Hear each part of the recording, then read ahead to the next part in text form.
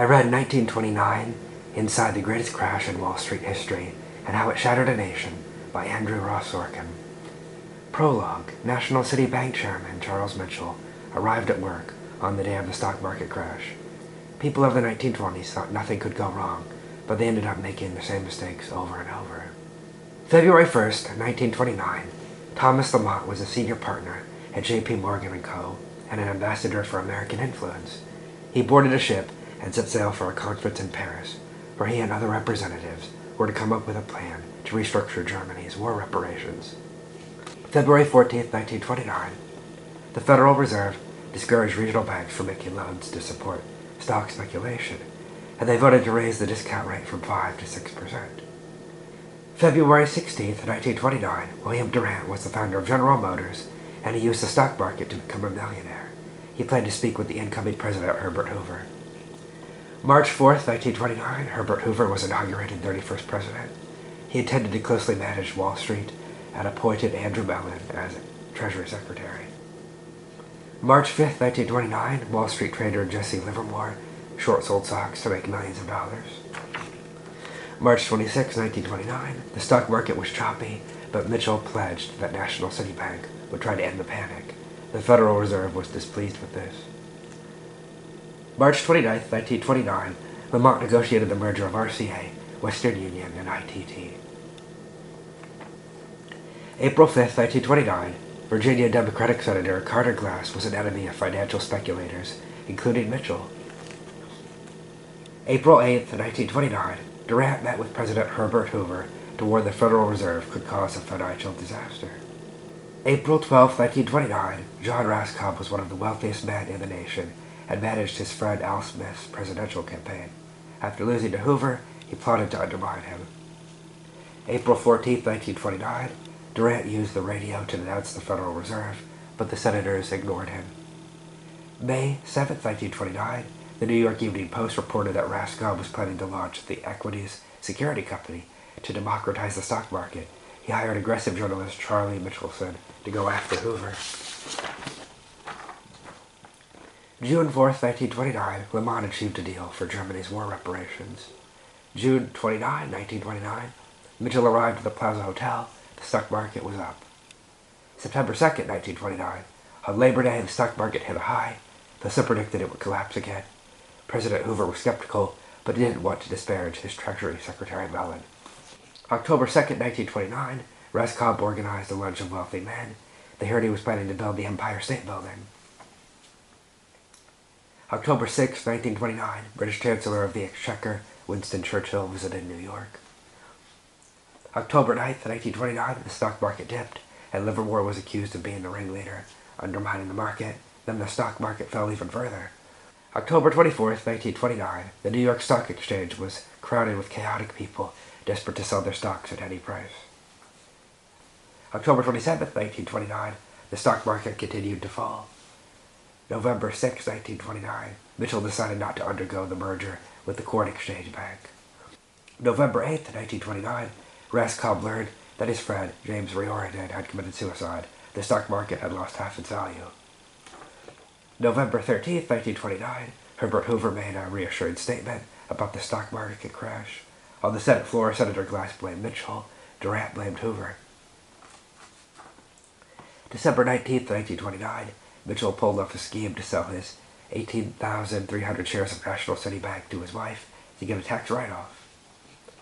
December 21st, 1929, as Christmas approached, the stock market ebbed and flowed. In 1930, the Great Depression began, and Hoover signed the Smoot-Hawley Tariff. September 30, 1930, in the book Scapegoats, Julian Sherwood made Mitchell look bad, and the book became a bestseller. October 28, 1930, Raskob was exposed for smearing President Hoover.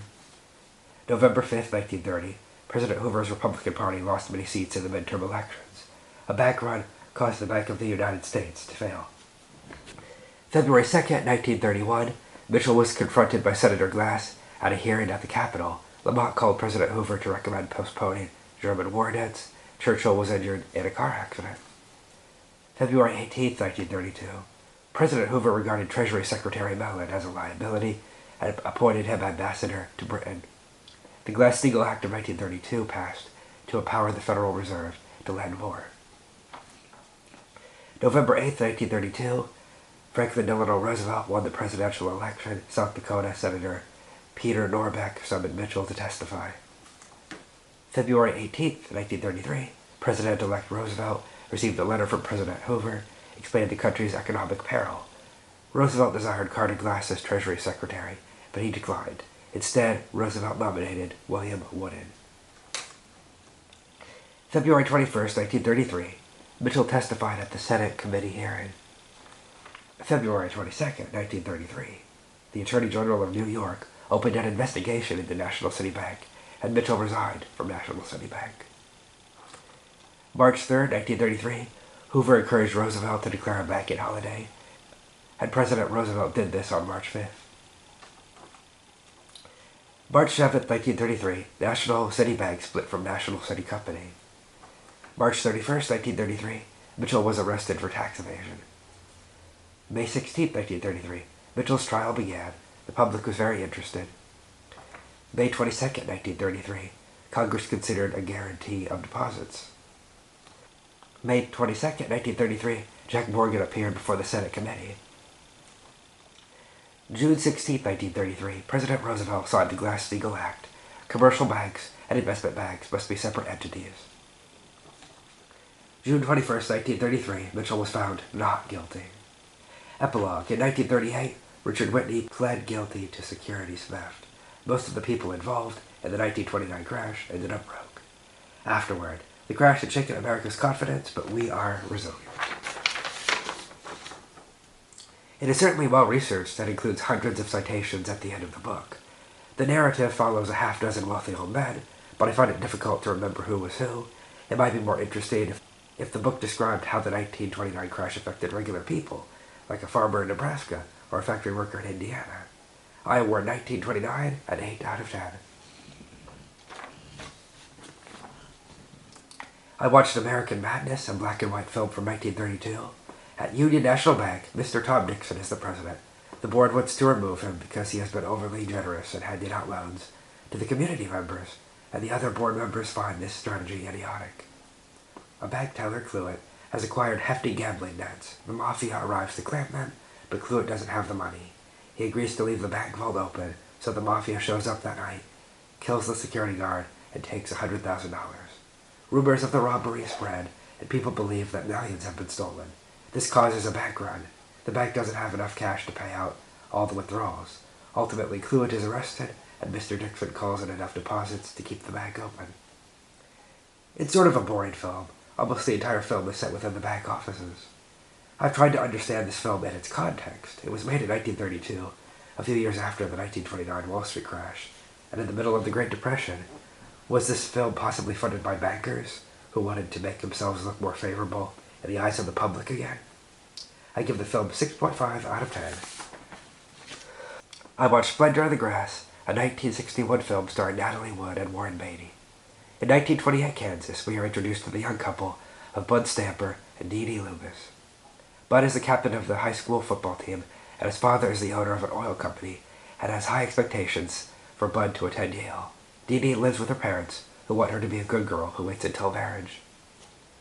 Bud breaks up with Dee Dee, and this sends her into a breakdown. She cuts off her hair and tries to swim off a waterfall. Dee Dee's parents decide to send her off to a mental institution. While there, she grows to love another patient, John. Meanwhile, Bud attends Yale, but he neglects his studies. He says he prefers to live the life of a rancher.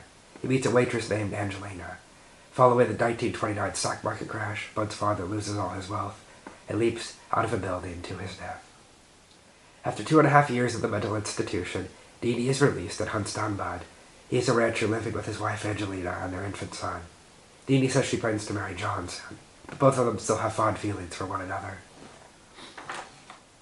First of all, this film does not look like it's from 1928.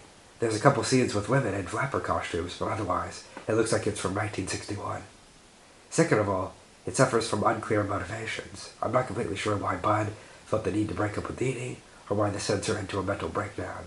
I know your first broken heart can be bad, but ending up in a mental hospital for 2.5 years seems unusually bad. It's also not clear why the father decided to jump out of a window. He seems a little unstable at times, but this self-destructive behavior seemed to come out of nowhere. I give the film a 6 out of 10.